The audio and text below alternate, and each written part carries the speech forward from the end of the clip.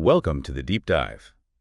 Ever stop to think that maybe what you assume about gravity, well, it might not be the whole story, maybe even a bit of a lie. Today we're doing a deep dive into gravity. It's honestly one of the most challenging puzzles in physics, our mission, to really unpack what it is, why scientists find it so tricky, and what figuring it out could mean for everything. Our understanding of the universe, future, tech. I mean, think about it. So much tech we use every day depends on our current grasp of gravity, which is, frankly, limited. Getting it right could be, well, huge if true. It really is quite a journey we're setting out on. We'll start with what feels familiar, the basics, but then we'll challenge that with some pretty revolutionary ideas from physics. And finally, we'll look at the real cutting-edge stuff. And this isn't just like a philosophical chat. It has real-world consequences, believe me. Absolutely. And to make this all feel a bit more real, less abstract, I'll be drawing on something pretty unique. I actually got to go on one of those special planes. They simulate zero gravity, the Vomit Comet, as it's charmingly known. It's run by the European Space Agency, mainly for astronaut training, but I got a chance to experience these concepts firsthand. It definitely brings the science to life. Okay, so let's start at level 1. Back to basics. High school physics, right? Gravity is a force. Isaac Newton's idea. Things with mass pull on each other. Earth pulls us down. We technically pull back on the Earth. Sun pulls Earth. Earth pulls Sun. The math is so neat, isn't it? Mass 1 times mass 2 divided by the distance squared. Simple. Beautiful, even. But, my whole life, the Earth's pull felt pretty inescapable. Solid ground beneath my feet. To really feel gravity differently, or maybe feel its absence, I had to experience free fall. And that's exactly what happens on that plane. It climbs like crazy, then basically dives towards the Earth, and inside, everything just falls together. You're supposed to feel like you're floating. Like an astronaut, or maybe a skydiver before the parachute opens. Right, and that feeling, that weightlessness you get in free fall, that's absolutely key. It ties directly into Albert Einstein's equivalence principle. His idea was this. The feeling of Earth's gravity pulling on you, that 9.8 meters per second squared, or 1 g, is completely, utterly indistinguishable from being in a rocket ship way out in deep space, accelerating at that exact same rate. If you were in a sealed room, a box, you couldn't run an experiment to tell which situation you were in, gravity or acceleration. They feel the same. And that just blows your mind when you think about it. It means being in free fall, assuming no air resistance, isn't just like floating in space. It is floating in space. Same thing, 0 g. I felt it. When the plane pulled up, man, that was maybe 2 Gs. Felt like being squashed. So heavy. Hard to even lift your arms. But then, whoosh, over the top and into the dive. 0 g. And it's bizarre. It's not just floating. It's like your insides float too. Your stomach lifts. You feel pressure in your head differently. And moving. Just a tiny push and you glide across the cabin. I tried throwing the ball, first to the 2 g part, then in 0 g. Wow. Logically, I knew I was plummeting towards the ground inside a plane. But the sensation, pure floating, effortless. Einstein wasn't kidding. Exactly. It's not an illusion. It's fundamental. Your experience in that plane falling and an astronaut floating in the void physically, they are equivalent states. Cover the windows and, no test tells you the difference. It's a profound insight. And think about astronauts orbiting Earth. What are they doing? They're constantly falling. They're just moving sideways so incredibly fast that they keep missing the Earth as it curves away beneath them. Perpetual free fall. That's weightlessness. Okay, so if falling is floating, does that mean gravity sort of disappears when you fall? How does that work? What's really going on? That's the million-dollar question, isn't it? It certainly forces us to reconsider what gravity is if its effect vanishes in free fall. Right. It pushes us to the next level, beyond Newton. To Einstein's revolution, Newton's gravity as a force idea worked incredibly well for centuries. Explains so much. Yeah. But then Einstein comes along with this radical new concept that just made our whole picture of space and time kind of wobble. Yeah, and how did he get there? Well, physicists always trying to simplify. Fewer equations, explain more stuff, that's the goal. Before Einstein, you had James Clerk Maxwell.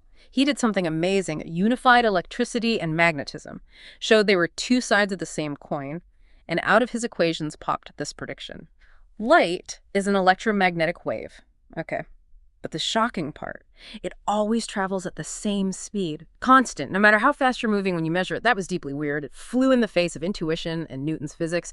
If the speed of light is fixed for everyone, then something else has to give, right? Exactly. Distance and time themselves. They can't be the fixed, absolute background Newton thought they were. They have to be relative, stretchy, compressible. And if distance isn't stable, well, Newton's gravity law with distance squared right in it suddenly looks shaky. So that was Einstein's breakthrough. If light speed is constant, space and time must be flexible. which messes up the old idea of gravity. Quick aside, dealing with flexible space-time is one thing, dealing with zero-G after lunch. Let's just say my own experience involved a bit of tactical chunder. Adds a certain reality to the physics. Yes, well, putting aside the physiological effects, Einstein wrestled with this for about 10 years. Relativity. And like Maxwell, he came up with a unification. Not electricity and magnetism, but space and time. He fused them into space-time. A single, four-dimensional fabric. And in his theory, general relativity, things with mass, the sun, Earth, you, me, everything, they don't pull things through space-time. They warp it. They curve the fabric itself. Okay, I think I get the analogy. Like, imagine two people start near each other on the Earth's equator and both walk perfectly straight north. They'll get closer together as they approach the North Pole, right? Yeah. Not because there's a force pulling them sideways. Exactly, but because they're following straight lines on a curved surface. The geometry dictates their paths converge. So Einstein's saying gravity is like that. Objects aren't being pulled, they're just following the straightest possible path, what's called a geodesic through space-time that's been curved by mass. Precisely. It's geometry, not a force in the Newtonian sense. And critically, this isn't just a different description that gives the same answers. Newton's law is a fantastic approximation, works brilliantly for most things, but it's not the full picture. Einstein's theory makes different predictions in some cases, more accurate predictions, especially near very massive objects, or for things moving very fast. And this isn't just theoretical. It matters for us now. Like GPS on your phone, those satellites are whizzing around Earth pretty fast, and they're in a slightly weaker gravitational field than we are down here. If the system didn't account for Einstein's relativistic effects, the way time flows differently for the satellites compared to us, your GPS position would drift off by, like, kilometers every day. Yeah. Useless. Ride-sharing apps, navigation. They all rely on Einstein being right about space-time. Absolutely. So back to your feeling on the plane, or even just standing on Earth. What does Einstein say you're feeling? He'd say you're always trying to follow your natural path through space-time, that geodesic. The only reason you feel what we call gravity, that sensation of weight, is because something, the ground, the chair, the floor of the plane pulling up at 2G is stopping you. It's pushing against you, preventing you from following that natural curved path. Wait, so the feeling of gravity is just the Earth pushing back, stopping me from going along my natural space-time roller coaster track. Essentially, yes. If nothing was stopping you, like when you were in free fall on the plane, you'd feel weightless. You were following your natural path then. So, if the only reason I feel gravity is because the Earth gets in the way, then the force of gravity, the pull, it's kind of fictitious. It's not really there as a pull. It's just the consequence of moving through curved space-time and being blocked. That's the profound shift in thinking. From Einstein's perspective, yes, the force you perceive is an artifact of being prevented from moving freely along the curves of space-time. It's more like inertia, or the fake force pushing you outwards on a merry-go-round. Wow. Okay, mind's slightly blown. Gravity is geometry. Feeling it is just being stopped. But hang on, if it's this fictitious force, this geometric effect, how does that explain the influence between the sun and the Earth across empty space? Yep. What's mediating that curvature? This leads us to another big problem, right? Level 3. Exactly. This is where things get really tricky and where we hit the biggest wall in modern physics. So the goal in physics, as we said, is unification, boiling everything down. We currently talk about 4 fundamental forces. You've got the strong nuclear force, holding atomic nuclei together, the weak nuclear force, involved in radioactive decay, electromagnetism, governing light, electricity, magnets, and then gravity. Now, the first 3. They've been successfully brought together under one theoretical umbrella, quantum mechanics, or more specifically, the standard model of particle physics. Quantum mechanics is unbelievably successful. It describes the universe at the smallest scales as being made of discrete packets, or quanta, particles. It's chunky, and it's the most accurate theory we have, period. Okay, so 3 forces fit nicely into this chunky quantum picture, but What about gravity? We just established it's different. It's smooth space-time geometry, according to Einstein. And as I felt, it can kind of disappear in free fall, which the other forces definitely don't do. And that is the heart of the conflict. The biggest headache for physicists for the last 70-plus years. You have general relativity. Einstein's theory for gravity describes the big, smooth cosmic stuff, works beautifully. And you have quantum mechanics, describes the other 3 forces, governs the small, chunky particle stuff, works incredibly accurately. The problem: they are fundamentally incompatible. They speak different languages. They make contradictory predictions in extreme situations, like inside a black hole or at the very beginning of the universe. It strongly suggests that one, or maybe both, of these towering achievements of physics is incomplete or just plain wrong in some domain. Why can't they just be combined? What's the specific sticking point? Is it just that gravity seems to vanish sometimes? That's a huge part of it, yes. Quantum mechanics describes forces being carried by specific particles.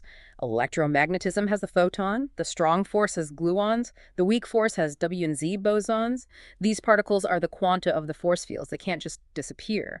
So naturally, physicists thought, okay, maybe gravity has a force-carrying particle too. Let's call it the graviton. But every attempt to build a quantum theory of gravity with a graviton runs into mathematical nightmares. Infinities pop up all over the place. And conceptually, how does a particle just vanish when you're in free fall? It doesn't fit. So we're stuck with two sets of rules. One for the big, smooth universe, gravity, relativity, and one for the tiny, chunky universe, other forces, quantum mechanics. Pretty much. And the ultimate goal, the absolute holy grail of theoretical physics, is to find a way to bridge that gap, to create a single framework, a theory of everything that encompasses both gravity and quantum mechanics. Which brings us to level 4, the cutting edge, where the smartest people on the planet are trying to crack this nut. What are the main ideas floating around? Well, broadly speaking, you can try two things. Option 1, keep trying to shove gravity into the quantum box. Find that graviton, figure out the math. But, as we said, that's proving incredibly difficult, maybe impossible if gravity really is fundamentally different. Option 2, accept that both theories are capturing some aspect of reality and find a deeper framework that connects them. This is where most of the action is. And this is where we hear those exotic names, right? String theory, M theory, loop quantum gravity. Those are definitely the big players, yes. They all tried different approaches to reconcile gravity and quantum mechanics, but perhaps the single most influential idea in theoretical physics over the last couple of decades, certainly the most cited paper, is something called the AD-SCFT correspondence. Okay, break that down for us. AD-SCFT. Sounds intense. It is. But the core idea is actually kind of elegant in a physics sort of way. AD-S stands for anti-de Sitter space. Think of it as a specific type of space-time geometry, a playground for theories of gravity, like Einstein's. It deals with the big, continuous gravitational side of things.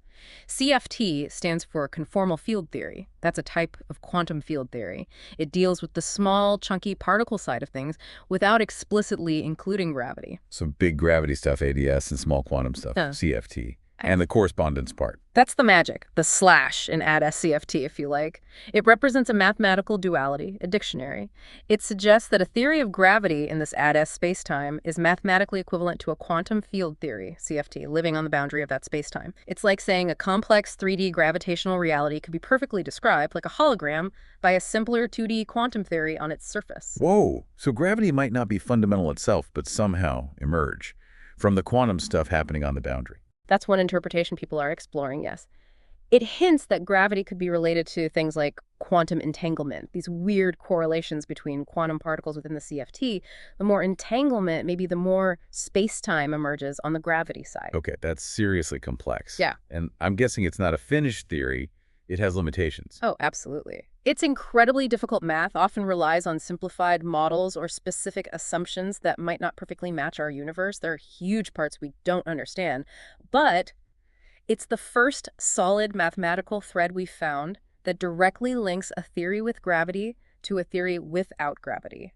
It's a profound connection, a genuine glimpse of how a unified theory might actually work. It gives us a direction, a hope for finally piecing it all together. Exactly. We don't have the full map yet, not even close. Yeah. But AD-SCFT gives us maybe the first reliable signpost, suggesting gravity and quantum mechanics aren't totally separate worlds.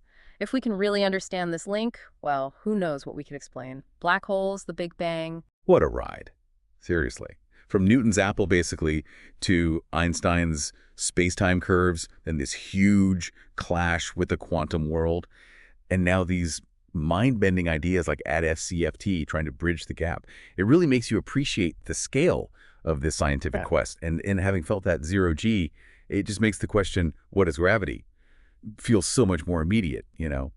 And yet, like you said, even with all this amazing progress, it still feels like we're just scratching the surface. It does. There's this deep faith among many physicists that the ultimate law should be simple, elegant. But maybe the universe is just fundamentally more complex than we've been able to grasp so far. But I remain optimistic. Look at human history. We figured out planets go around the sun, not the other way around. We figured out atoms, quantum mechanics, incredible leaps. And right now, literally thousands of brilliant minds across the globe are dedicating their lives to this problem. pushing the boundaries, building on each other's work, trying to figure out what comes next. And if they do, if we finally truly understand gravity, what then? You start dreaming, don't you? Real flying cars, zipping around close to light speed, hoverboards. Well, manipulating gravity directly is probably a long way off, if even possible. But understanding is always the first step. Who knows what technological revolutions might follow a complete theory? It's an amazing thought. So let's leave our listeners with this. If gravity, this thing that feels so fundamental, so real, might actually be a kind of geometric illusion, a fictitious force that only appears when something blocks our natural path through space-time. What other things that we take as absolute truths about our reality might also turn out to be, well, not quite what they seem once we dig deeper. Something to ponder. Keep looking up and keep looking deeper. Please click like and then subscribe. Also share this video with your friends. Thank you.